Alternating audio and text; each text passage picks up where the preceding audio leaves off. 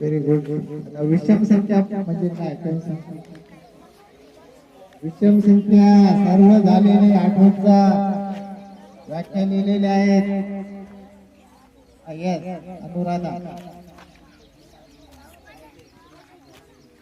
या संख्येच्या एकक स्थानी 1, 3, 5, 7 हे अंक येतात. त्या संख्यांना विषम संख्या असे म्हणतात.